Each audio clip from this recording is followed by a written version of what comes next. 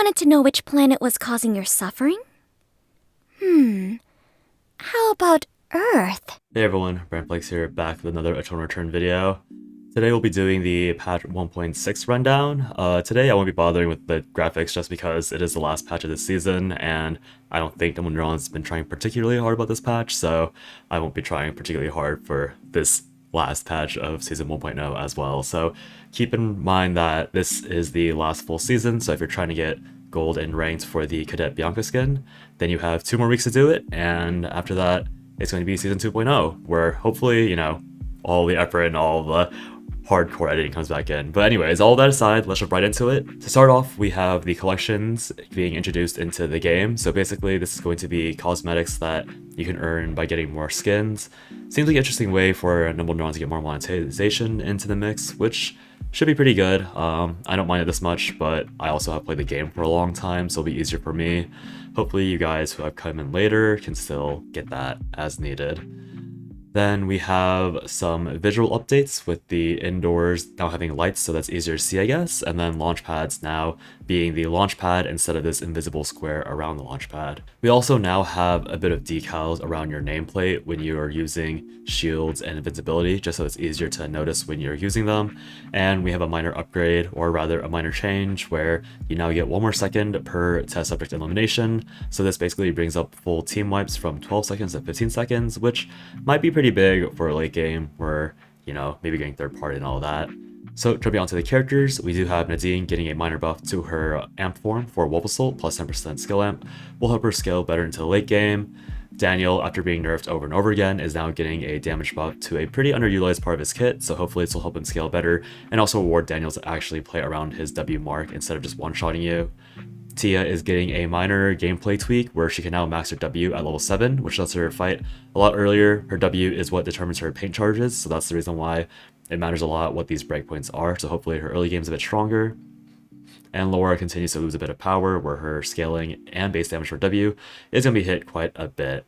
Lenox is getting another pretty big buff, plus 28 base damage to her most banned ability is huge, and her E getting minus 1 second again adds to her peeling ability and catch ability. Leon turned out to be a bit strong since the last few patches, so him as well as a lot of Tonfas are being nerfed, so he's getting 10% less attack speed on his passive, and we'll see later down the line all the Tonfas being nerfed, which Leon uses the most of, I think. Martina is getting a bit of a buff where her early game auto attacks are getting a bit better. Her pings when people are fighting is also getting a larger distance, so she can track her broadcast attacks a bit more easily, and her W summon range is going to be a bit further so that you can catch people a bit more safely instead of needing them to be more or less in melee. Hammer Markus is getting another buff, and his damage on his Q is also going up a slight amount because he has been performing not that great with the meta shifts and his nerfs from last patch. And Magnus is getting kind of damage swap. All this means is that he's going to be doing about the same amount of base damage, like barely less base damage, and then he's going to scale a lot better into the late game. If you guys are wondering why I say it's like barely a base damage nerf, it's purely because all hammers come with a pretty good amount of additional attack power. So Hammer of Dadga, for example, comes with 90 attack power, which means that the fact that you lose 20 base damage isn't as big of a deal because you're gaining 18 more from the scaling, so you're losing 2 damage per tick. It won't matter too much, it's just going to make him a bit better overall and make his pure tank build a good amount worse, probably not that much worse though. Bianca is going to be a bit cheaper and easier to manage with their Q spam, a bit more damage and a bit less costly on her HP, which will just make her easier to handle. And Celine is going to be getting a refund increase on her Q, which means that you can spam her a bit more freely if you do hit your Qs and Rs. Shoichi is getting a minor defense tweak to make him squishier, and Sissela, I mean, again, random buff, doesn't really matter.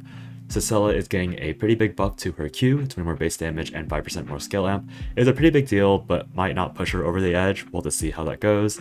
And Arda is getting a 3 defense buff, which isn't the biggest deal, but maybe pushes him over the edge a little bit. He isn't that great, but I think they're happy with where he is because they don't want him to be super playable, it seems, which happens. We then have Abigail, who is getting a pretty good movement speed buff base, which makes her a lot easier to play just in general.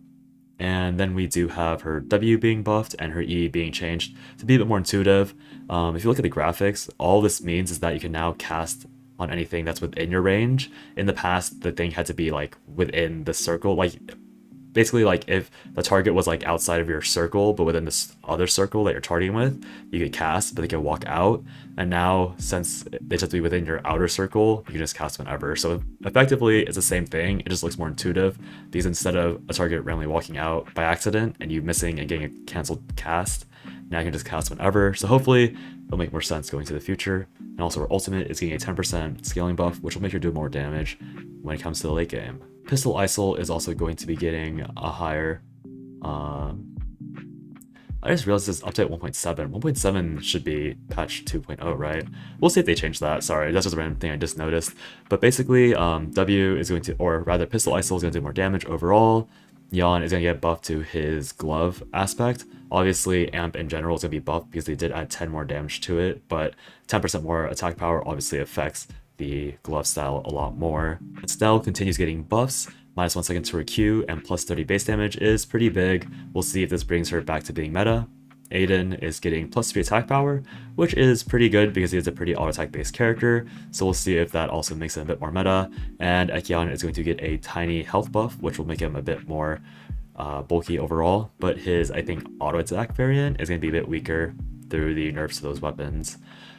Elena is finally getting nerfs that aren't ult related, so she will be getting a lower defense increase during her W, and then her E will be generated slightly less while you're on top of her passive fields. So this will make her a lot more susceptible to burst if you're hitting her during her W, just because I don't think it's really intuitive that when she's Wing, she's a lot more tanky. I don't think most people realize that she's getting a massive defense buff while that's happening. Johann is getting a pretty decent movement speed buff. William is getting a CD buff to his W, which will make it a lot more spammable and make him easier to use. And Yuki is getting a pretty non-consequential buff to his ultimate.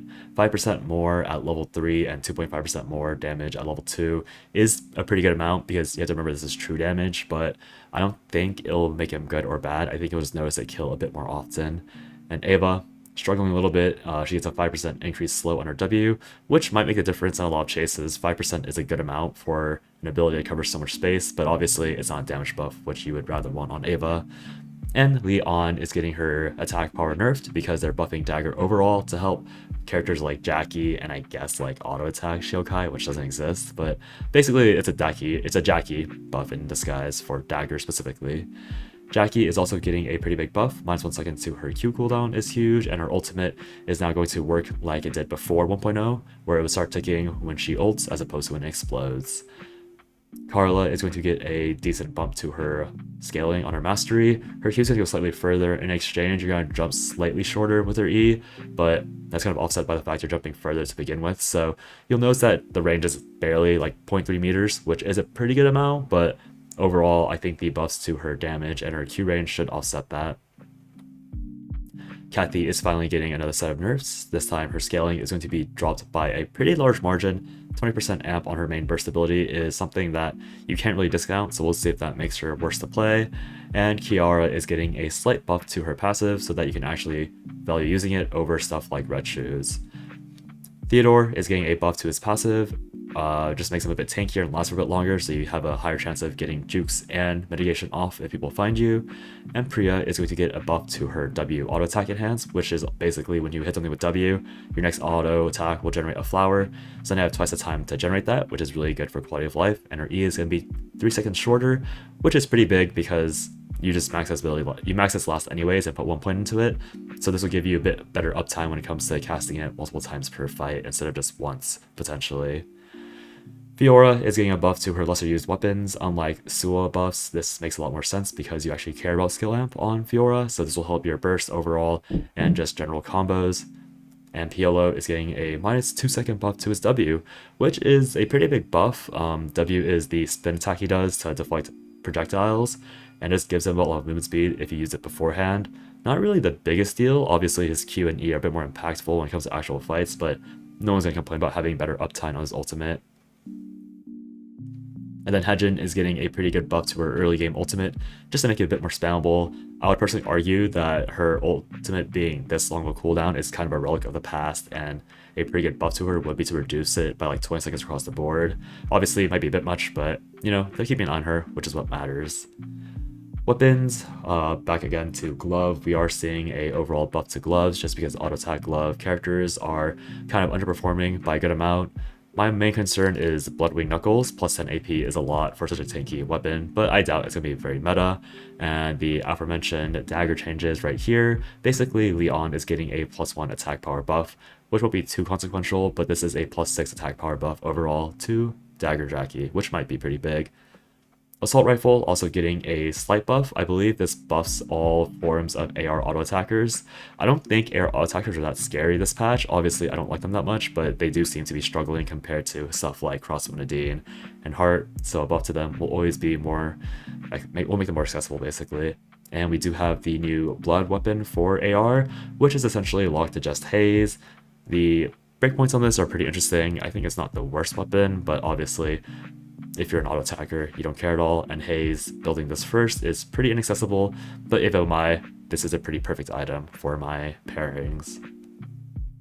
Hammer of Dagda is also getting nerfed, but as I mentioned, you see that's 90 attack power, which makes the likes of Magnus nerfs still pretty inconsequential. Obviously, I think 11 gets bumped by a little bit, but most 11s aren't playing for damage, so -5 AP isn't the biggest deal. Dual swords are also getting buffed, which is again a DS Jackie buff mainly, but I am concerned that they forgot that Camilo existed, so it's a pretty big Camilo buff.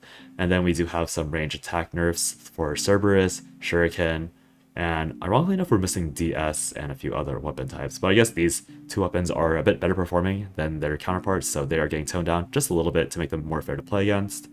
Spears are getting a slight buff. Cosmic Biden, which is I think the Meteor upgrade, is going to get 4 more skill amp, which is going to be pretty big. And then Star Hunter, which is the Mithril version I believe, is getting a bit better scaling and slow, which will make it a lot more usable. Bloody Ninetails is another lore nerf. My skill amp won't matter too much, but you'll definitely notice it if someone lives with like 20 HP late game. And then Tak Tonfa, which I thought was a Isaac weapon, which is actually a Leon/Helmu weapon, is getting -8 AP, which impacts Leon a lot more because Leon actually auto attacks compared to stuff like Helmu, so huge nerf there.